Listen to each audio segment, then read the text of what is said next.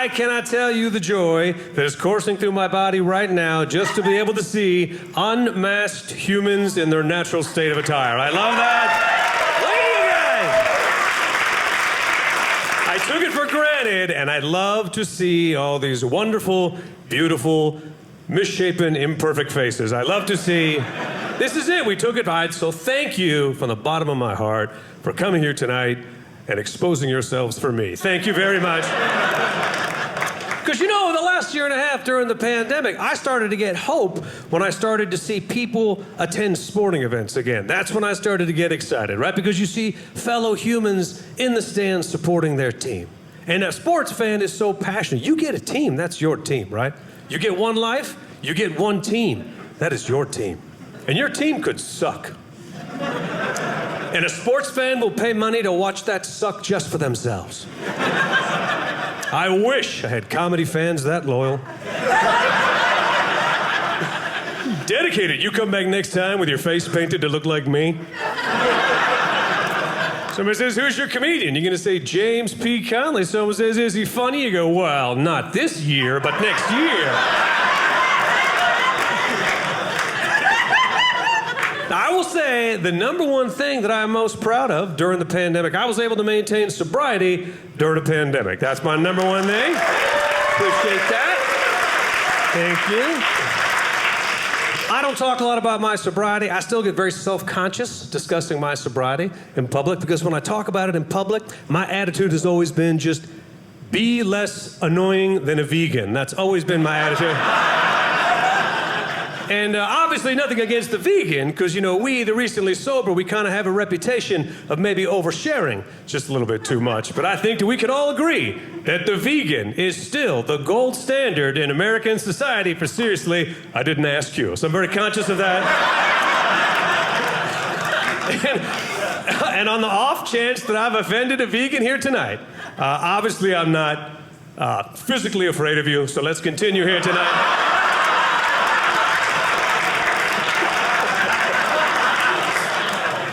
Vegans, let's do this right now. So I am originally from Los Angeles, California. Any Angelino transplants out there? Oh, I didn't expect that. You caught me off guard. Thank you. I will let you know, my lovely lady, I used to travel America, and I would tell the people of this great country that I come from Los Angeles, California. And I didn't know this, maybe you know this, but apparently people are not nearly as impressed with us as we are with ourselves.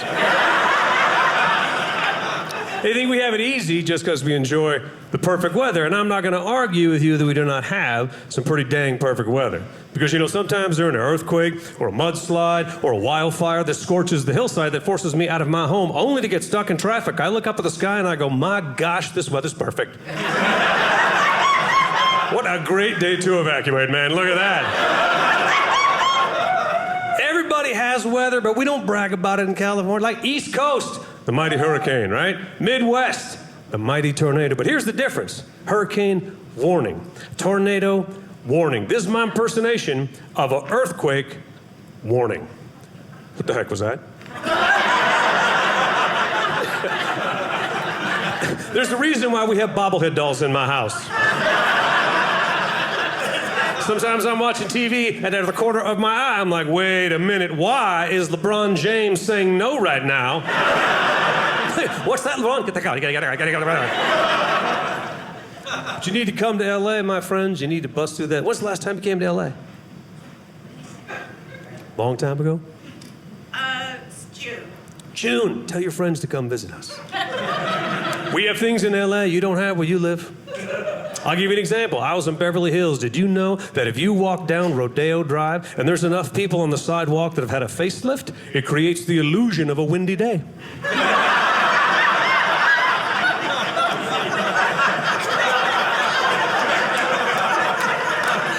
You're laughing. This man shaking said, that is horrible, that is horrible.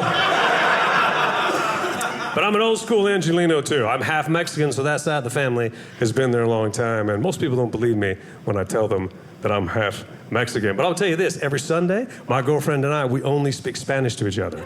And it is my favorite day of the week because neither one of us speaks Spanish. It's quiet in my house on Sunday, so So a lot of people, they want to know, what did we do before we became stand-up comedians? I used to be a man before I was a comedian. Had a man job. We live rugged people here, you guys. A lot of men with sleeves that I can see muscles on. I used to be a man. Used to be in the United States Marine Corps. That was my job before I did this.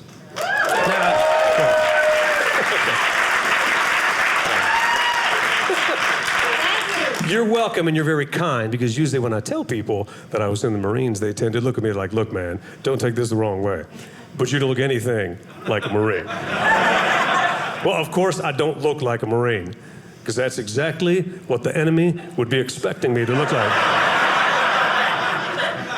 But you never really get out of the Marine Corps, do you?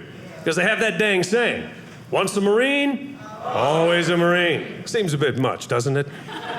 The other services don't do that. You know what the Navy's motto is? Once a sailor, not anymore, very normal. Now, I've been out for decades, but I will tell you this. I don't believe in cliches, but I still see this wherever I go, is that women love a man in uniform. I still see this. Every airport in America, it is a magical power. You put this in the bank, women love a man in uniform. Yes, they do. Except for adult Boy Scout troop leader.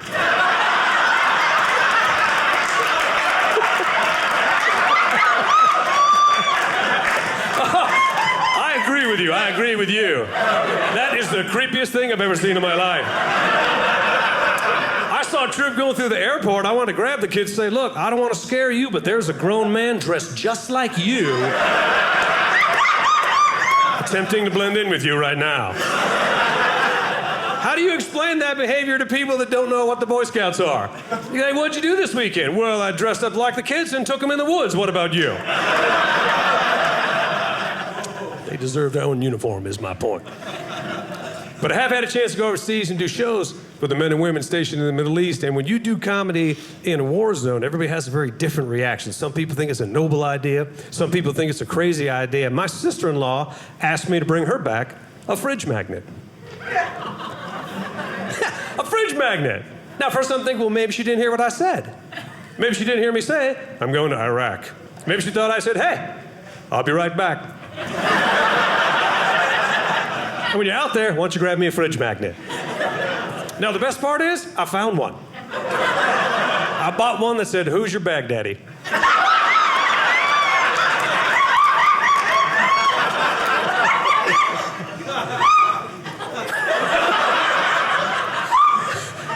I'm not sure if you're laughing or you're squeezing a puppy. I have no idea.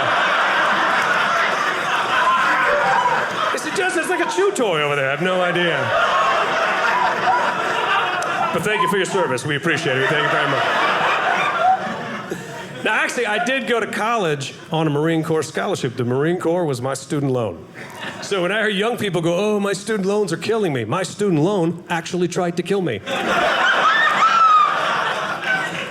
Now, the crazy thing is, I went to Harvard. The Marine Corps paid for Harvard University. Now, I'm not bragging when I say that. If you think I'm getting arrogant with you, let's just take a moment together and let's just follow the trajectory of my life. Harvard, then the Marine Corps, then stand-up comedy. I basically took my parents' hopes and dreams and I chipped away at them, one jaw-dropping decision at a time. You want a dose of humility? Go to a Harvard reunion when you become a stand-up comedian. Those are wonderful. Wonderful conversations like, well, what do you do for a living? Well, I run a non-profit organization and we supply blood to children in need. What do you do? Oh, me? Well, I run a non-profit career. And I sell my blood for money, so perhaps we've worked together in the past. That was a long time ago. That was a long time ago. I'm at the age now where I can start sentences by saying, I'm at the age now. I'm over 50 is what I am, and I don't feel over 50. I still feel very youthful, but I tell you, every now and then, I can tell. Like I was throwing the ball with my son the other day, and he threw me the ball. And in my mind, I caught that ball. And in reality, that ball hit me in my mind. And I feel feel good, no complaints whatsoever. But I had an incident a couple years ago, a little wake-up call about my future. It happened when I broke my foot. Anybody here ever broke their foot before? Anybody experienced a broken foot? Oh, sir, testify, my sir. How did it happen to you? How what? How'd you break your foot? Stepping up. Stepping up. Okay, this man doing one of the most violent actions a man can do. Attempting to elevate himself. Unfortunately, are you okay now? Okay, there's a horrible tale of a man stepping up. I'm going to share my story with you to make you feel better. Here's how I broke my foot. I'm standing in my kitchen. I'm barefoot, and my foot just broke. It was almost like my foot instantly realized what a miserable life it leads, and then it attempted to kill itself right in front of me. And I looked down, and my right foot looked wider than my left foot, and I'm thinking, well, maybe it's been that way all my life. Maybe I never paid attention. Maybe I've lived my whole life with a big, fat, wide right foot. Maybe that's why when I swim, I drift into other people's lanes. So I go to doctor after doctor. Turns out I have a vitamin D deficiency, which means I don't absorb calcium, so my bones are now more likely to break when engaged in vigorous, manly activities like standing. Do you understand? I'm a stand-up comedian, and this is deadly for me right now. And I asked my doctor, I said, how in the heck did this happen to me? Do you know what he told me? Unfortunately, at this point, your guess is as good as mine. And I was like, well, geez, if my guess is as good as yours, then excuse me, doctor, but apparently I have patients to attend to right now. Now, did you get a cast or an orthopedic boot? Big boot. You got the boots. Yeah, that's what I wanted the cast, because the cast is old school. The cast is the original Facebook. Right? How many friends you got? 27, last count. They made me get the boot too, and I was livid because the boot cost hundreds of dollars. And I said, well, why would I want the boot instead of the cast? And my doctor said, you're going to want the boot because it is scientifically designed to simulate the normal walking motion of a human. Which is true if the guy that modeled for the boot came in the office walking like this.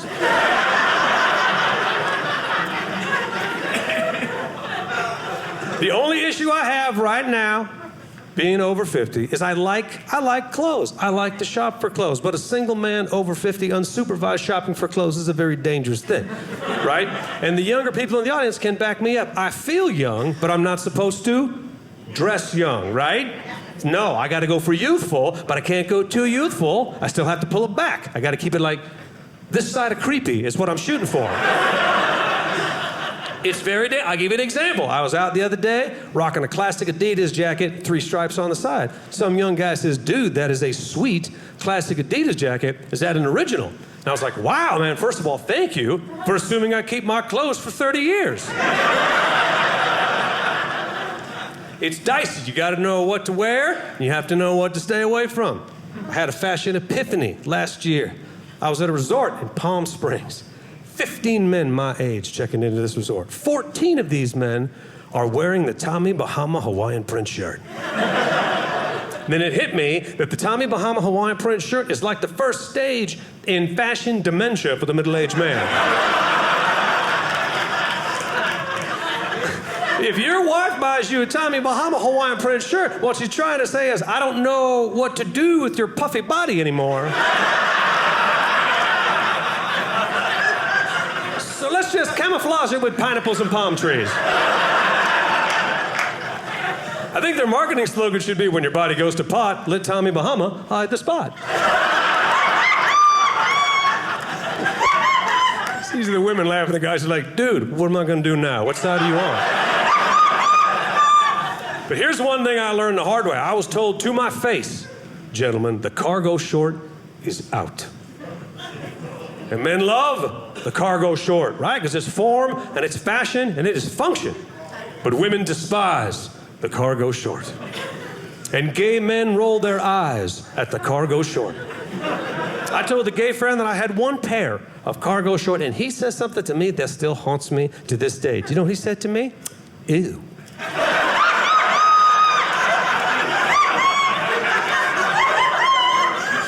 But history will smile on the cargo short, gentlemen, because someday my son's going to say, Dad, when I was a kid and we went out in public, how come you seem so prepared everywhere we went? And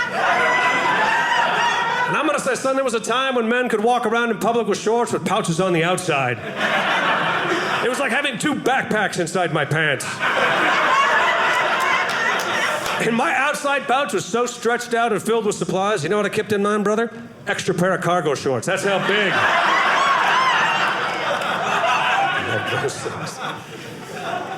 Now, I used to go on my own, used to go shopping in Nordstrom Rack, right? Made me feel good.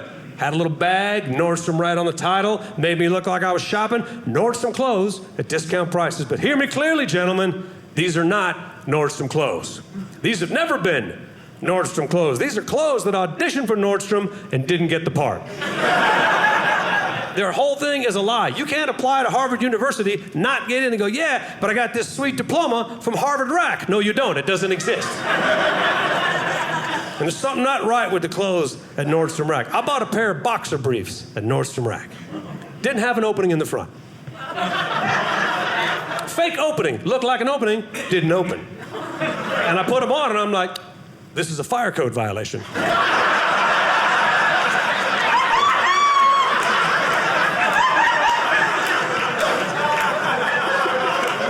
Good for you, people. Good for you. Little tension, little release right there. Well done. So I moved recently. I love where I live, but I recently relocated in the Southern California area. And when you move, you get excited. Then you find out about the crime in your neighborhood. And, I found out about it. And I have a son. He's 10 years old. And he said, Dad, well, what would you do if somebody broke into our house? And I said, don't you worry about it, buddy. Dad's got a plan. You might want to get a plan, too.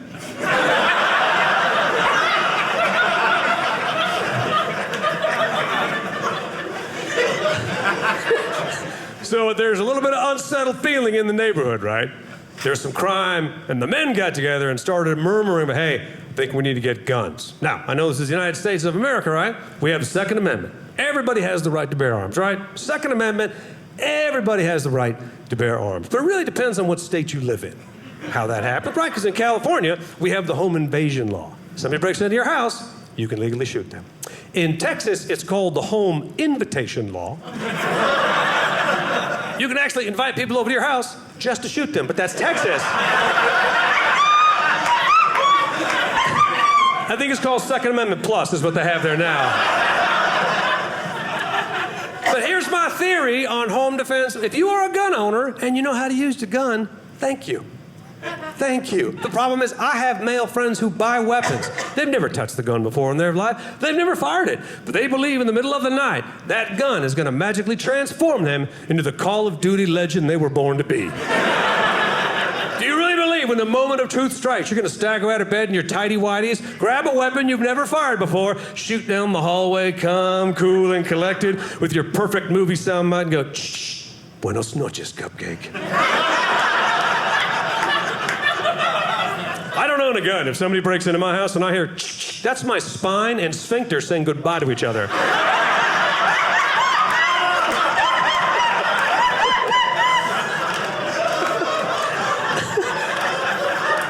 Now, for the record, I'm not anti-gun. I'm not anti-gun. I'm just pro-baseball bat. That's how I do it. Yes! Where are my baseball bat defenders of freedom out there? Absolutely! The baseball bat could be the perfect home defenseman because guess what? Any idiot in this room can swing a baseball bat because you don't have to be baseball good to defend your home, do you? No, you do not. You just have to be piñata good is all you have to be. As a matter of fact, the bigger spaz you are, the deadlier you appear.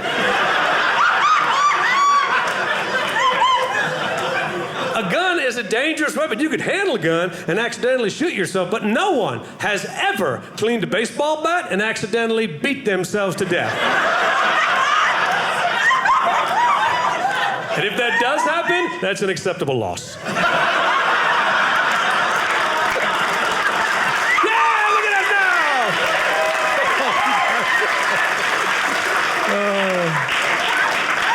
I love you. You're such a kind group. You're like, no, he's right. Let them go. Good for you. I am a kind man at heart. I am a kind man at heart. Like I said, I'm a father. I only have the one son. He's not a brand new baby. He's a 2010 model, but he's my son. It is hard being a comedian and a father, two completely different parts of the brain. When my son was younger, he lost a tooth once. He was very upset. He came to me and he goes, "Dad, will the bleeding stop?" And of course, as a father, you're like, "Hey, you're going to be fine." And the comedian in me, I'm thinking, you might want to get your affairs in order.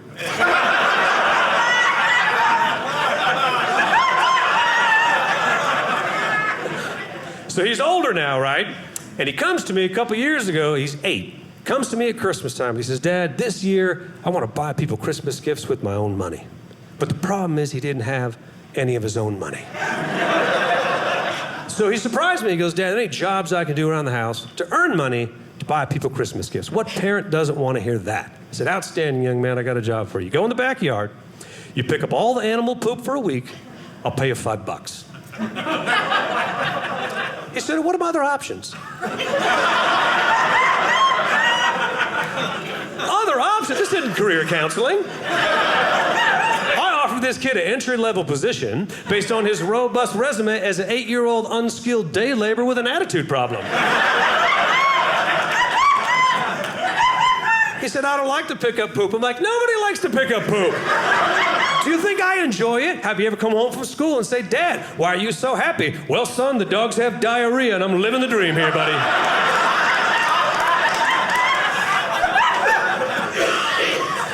And I know he was 8 and he was frustrated because the only way he earned money is when teeth fell out of his face. I understand. But whenever he would lose a tooth, he would attempt to negotiate with me the value of the tooth.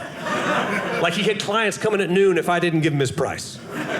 He said, "You know, Dad, I heard that my buddy Dean just got $5 for his tooth." And I said, "The only way you're going to get $5 for a tooth is if you drop it on the ground and then the dog swallows it, then you go in the backyard, you pick up his poop."